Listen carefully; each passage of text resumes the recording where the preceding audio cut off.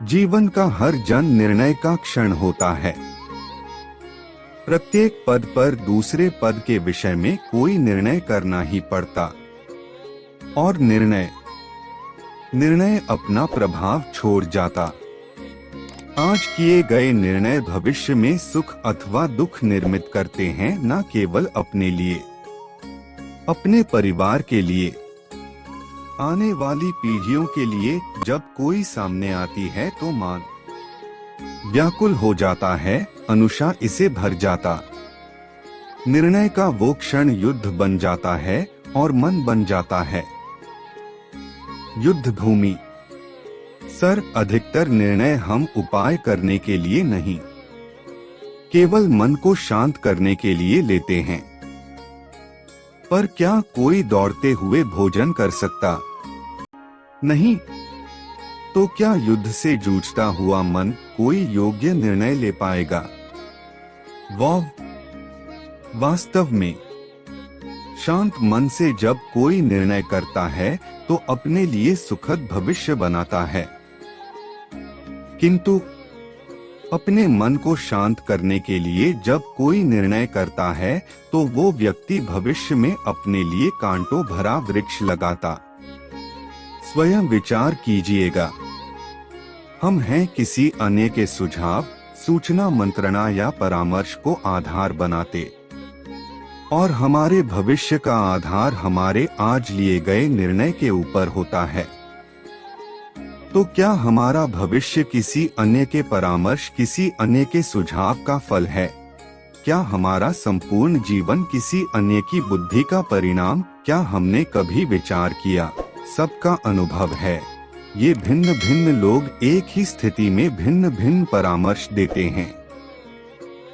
मंदिर में खड़ा रहता है कि दान करना चाहिए और चोर कहता है यदि अवसर मिले तो इस मूर्ति के सिंगार चुराते। इस धन से भरा हृदय धर्म आई सुझाव देता है और अधर्म से भरा हृदय अधर्म का परामर्श देता है। हर मैं सुझाव को स्वीकार ही मनुष्य को सुख की ओर ले जाता है। किंतु वैसे परामर्श का स्वीकार करना तभी संभव होता है जब हृदय में धर्म, अर्थात किसी का सुझाव अथवा परामर्श स्वीकार करने से पूर्व शुभाम अपने हृदय में धर्म को स्थापित करना ये आवश्यक नहीं। स्वयं विचार कीजिए। भविष्य के आधार पर सब आज का निर्णय लेना चाहते। भविष्य में सुख मिले, भविष्य सुरक्षित हो, ऐसे निर्णय आज लेने का प्रयत्न रहता है सबका। आप अपने जीवन को देखिए। क्या आपके अधिकतर निर्णय के पीछे भविष्य का विचार नहीं होता? और वो भी क्यों ना अपने जीवन को सरल और सुखमय बनाने का प्रयत्न करने का अधिकार सबका है। पर भविष्य तो कोई नहीं जानता, केवल कल्पना ही की जा सकती है। तो जीवन के सारे महत्वपूर्ण निर्णय कल्पनाओं के आधार पर ही करते हैं। हाँ, क्या निर्णय करने का कोई तीसरा मार्ग हो सकता है? विचार कीजिए।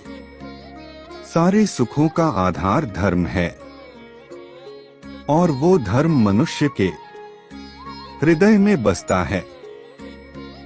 तो प्रत्येक निर्णय से पूर्व स्वयं अपने हृदय से यह प्रश्न अवश्य पूछ लेना कि ये निर्णय स्वार्थ से जन्मा है या धर्म से? क्या इतना पर्याप्त नहीं?